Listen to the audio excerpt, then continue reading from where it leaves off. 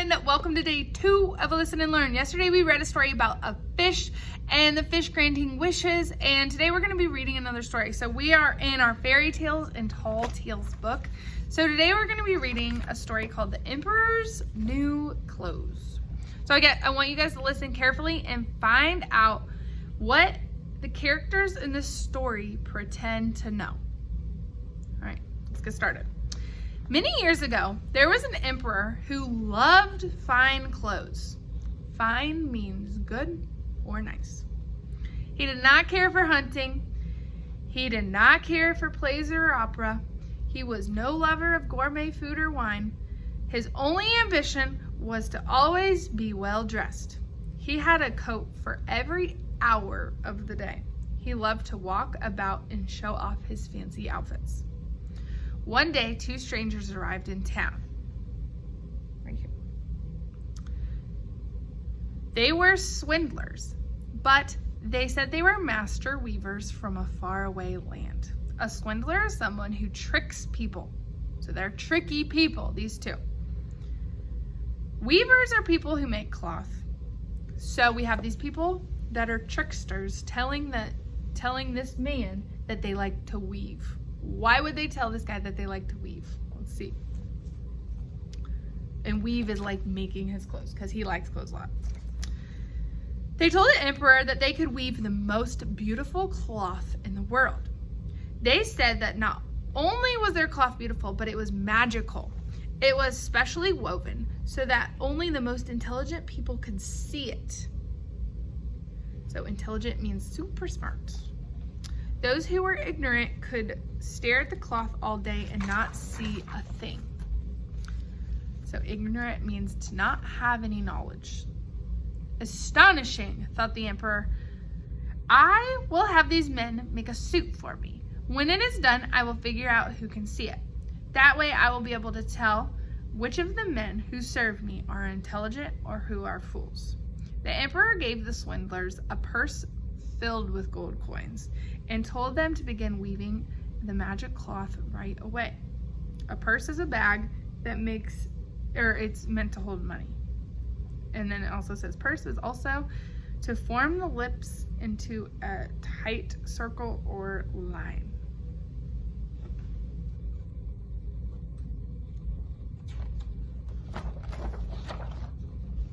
The swindlers set up 2 weaving looms and pretended to be weaving their wonderful cloth, but they had nothing on their looms.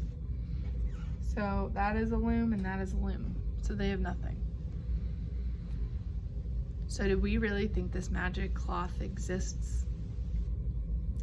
It does not exist. After a few days, the emperor grew curious to see the cloth.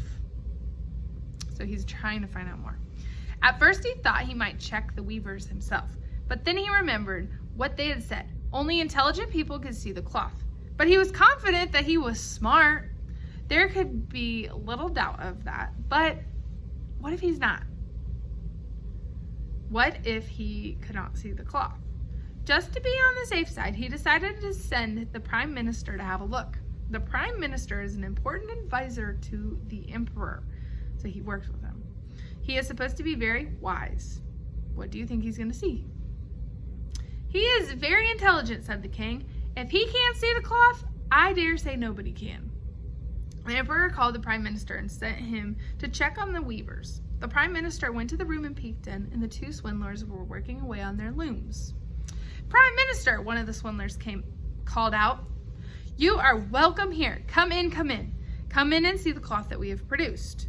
The man waved his hand at the empty loom. Isn't it beautiful? Do you see anything on the loom?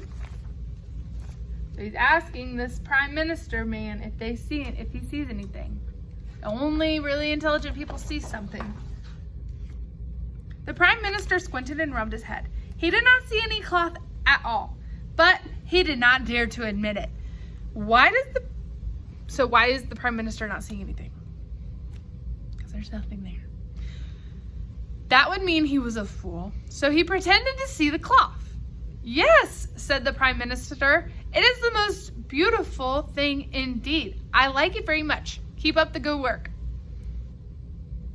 So is our prime minister being honest? He sees nothing, but he's telling everyone he sees something, so he's not being honest.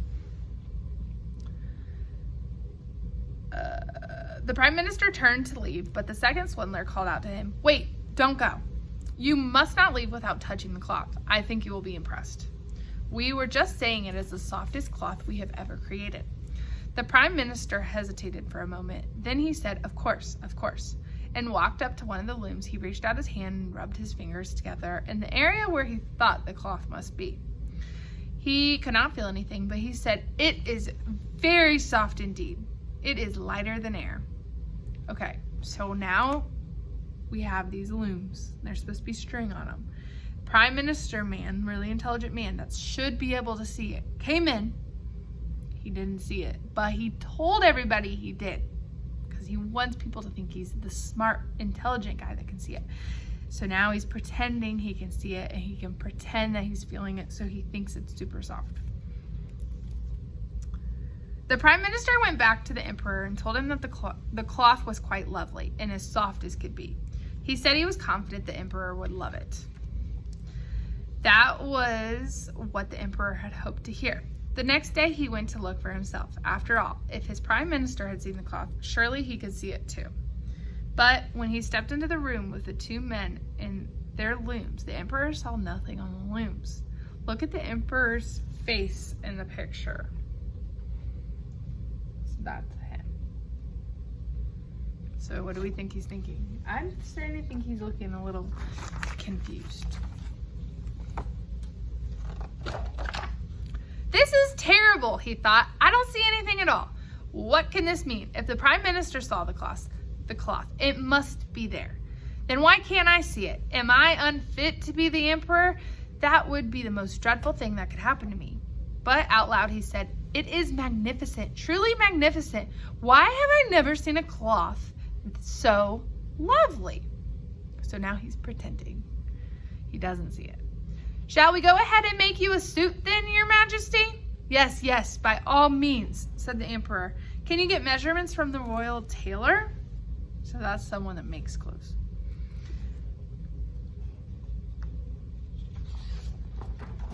The two swindlers sat up late into the night pretending to work on the suit. They wove the more invisible cloth. So invisible means you can't see it. They cut the air with scissors and stitched in the wind in the threadless needles. Other noblemen came to inspect the cloth, and all of them pretended to be able to see it. But they did not want to appear stupid. Soon the whole town was talking about how wonderful the cloth in the Emperor's new suit was. At last the day came when the Emperor was to wear his new clothes in public. The two swindlers presented themselves in the Emperor's dressing room at daybreak.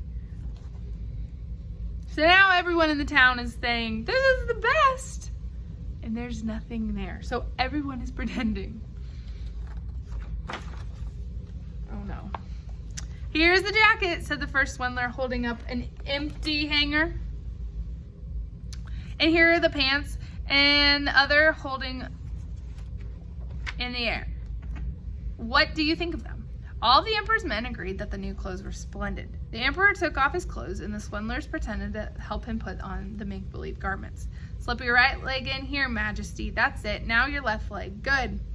Now I must tell you, these pants are not like regular pants. The fabric is light and airy, that it feels you are wearing nothing at all. But that is the beauty of them." The men helped the Emperor put on the imaginary clothes. Then they led him to his looking glass. "How handsome you look, Your Majesty," said one of the swindlers, and all the people nodded their heads in agreement. The Emperor marched out of the dressing room and made his way to the palace, followed by many advisors and servants. He marched down the main street of the town with soldiers and bodyguards surrounding him on all sides. Why won't anybody tell him he's going in his underwear?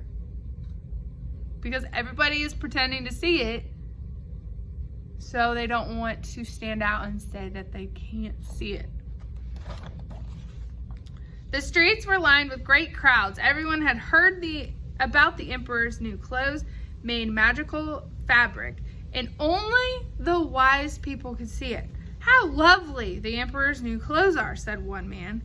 And how well they fit him, said a woman. None of them would admit that they can't see a thing. The emperor marched through the streets, bursting with pride, showing off his brilliant new suit to everyone in the land. Much to his surprise, they all seemed to see what he could not. And so he was going to be the one to not tell them. Just then, a young child stepped out of the crowd and cried, "He hasn't got anything on!" A hush fell over the crowd. For a few seconds, nobody said anything. Then everybody began to whisper, "The child is right. The emperor isn't wearing a thing." Then the people began to giggle and laugh as they cried out, "He hasn't got anything on." At last, the emperor knew he'd been tricked. He tried to march back to the palace proudly as ever, but he was blushing from head to toe, and everybody could plainly see. All right, I will have some questions posted below on our story. So basically, in summary, we had this character pretend he could see something he couldn't. Everybody else in the town pretended they couldn't see, or they could see it, but they really couldn't. And then by the end of the story, everybody realized that everybody else wasn't telling the truth. So it was a big circle of everybody not telling the truth, and everybody got tricked. All right, I will have questions for you guys.